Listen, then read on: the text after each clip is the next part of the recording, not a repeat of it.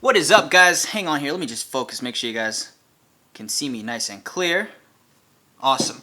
What's up, guys? Appreciate you joining me in this video. I'm here in front of my ATOM B.10 Electric Skateboard. So last week, I was riding, like, not even around the streets. Like, I was literally in my driveway. And it's like this baby little downhill going down here.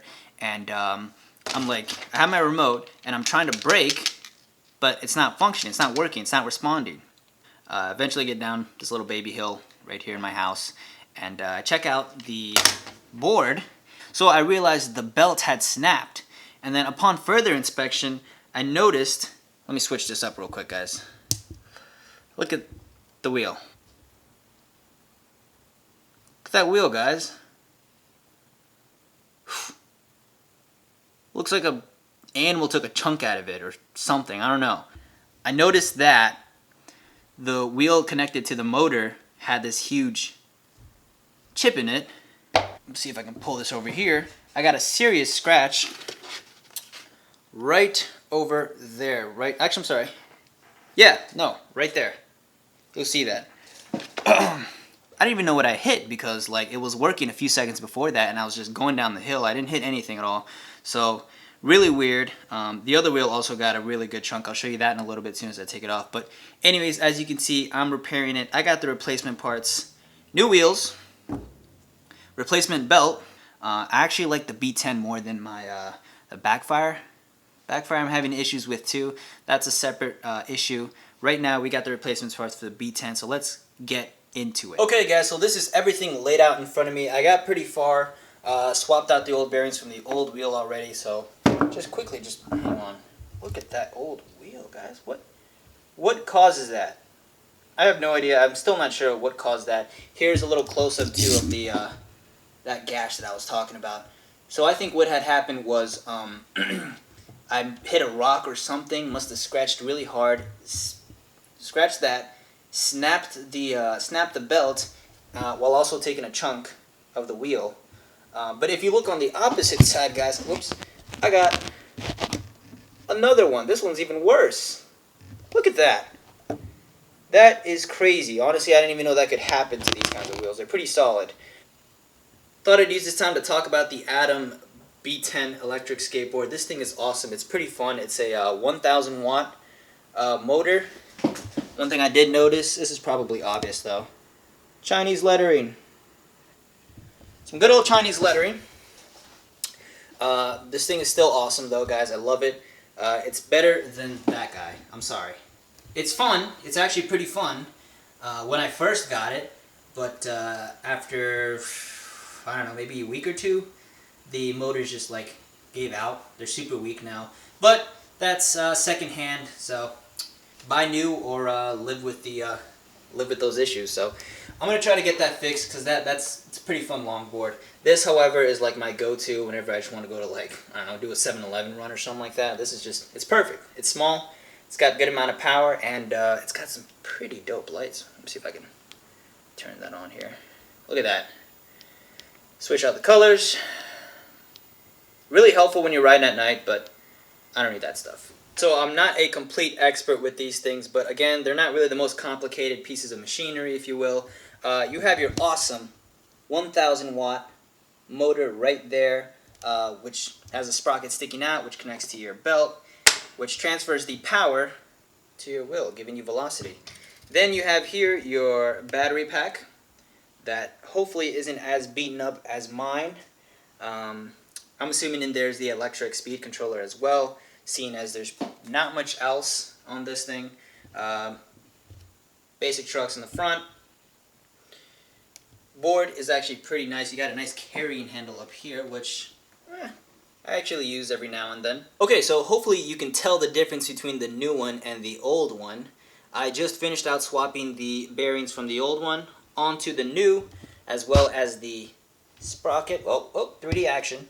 What's next is to go ahead and attach that over to where it needs to be, and along with the belt, of course.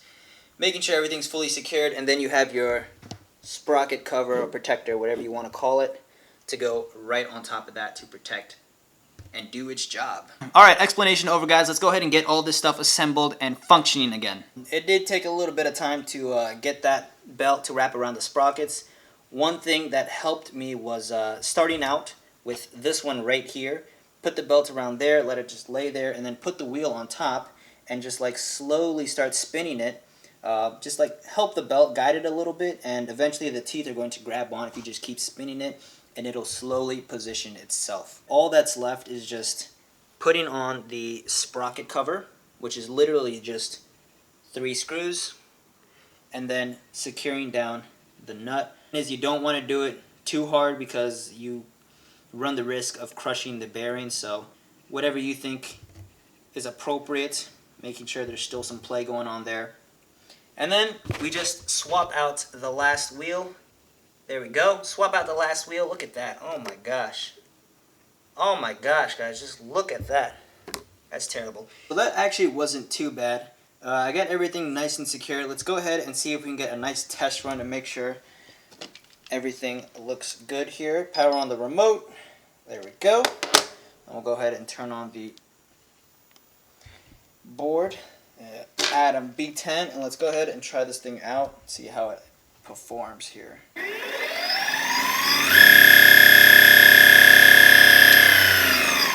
That is awesome, guys. That is perfect. Better than before. It looks like it has a little bit more kick to it now. Oh, definitely, for sure. Okay, so that should be fun to take out on the streets. What do you think, Woody Allen? I think you're a fool. Your videos suck, and you need a haircut. Yeah, me too. All that's left now, guys, is to do the other side, and we are home free. See, whenever the engine shakes like that in a car, it's